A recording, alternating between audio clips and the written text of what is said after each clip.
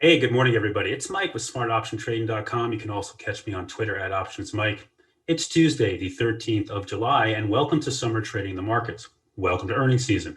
Earnings season kicked off this morning. JP Morgan, Goldman Sachs with blowout quarters, Pepsi as well. We'll see how they respond to this. This was kind of built in, I think, already at this point. So the one word that comes to my mind in the markets as we go forward here is frothy. We've gone a long way without a pullback. If you pull up a chart of the S&P 500, you can see since November, we've been on a tear. Since last March, we cannot get a correction in this market. And right now, the shallowest of dips keeps getting bought. How shallow? Well, last Thursday, we gapped down about 2.5%. And that was it. That's as far as we went. They could have come in at that point. It looked like they were going to murder the markets, and they bought it right back up. And by Friday afternoon, we're at all-time highs. And on the SPY, we continued that on Monday, back to another all-time high. This chart remains very, very strong with support right now at the 8-day and the 50-day having not been broken other than intraday now, all the way back since the November lows pre-United States election. So the trend is up, and we stick with it until it goes, but just realize things are getting a little frothy. We go on to our next chart, we go to the Qs. And this is where I'm getting a little bit of a bad vibe. I love the Qs. I love tech. I love when it leads. And the Qs here this morning are putting a new all-time high in. The big problem we're seeing in tech right now is after this nice run is leadership. We don't have a lot of it. And one of the biggest concerns I always get in the market is when you have NVIDIA, Amazon, Google, and those names have been very strong and they've been doing all the heavy lifting while underneath the covers, breadth has not been that great in the QQQs.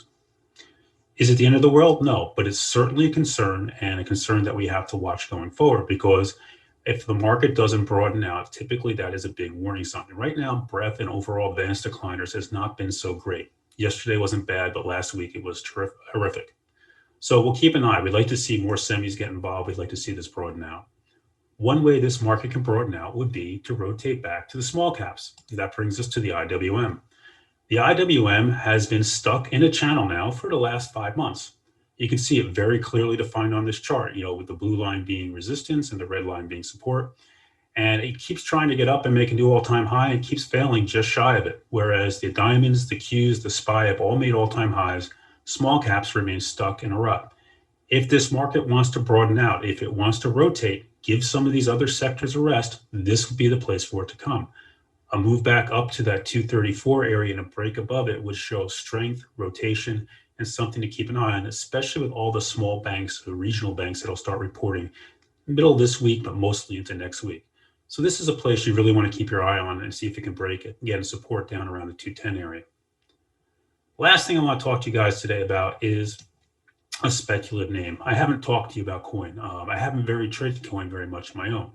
We all know Coin, direct offering, price target, price was 250. It opened up over 300, went all the way to 430 area before it collapsed intraday, and it came all the way down to 210.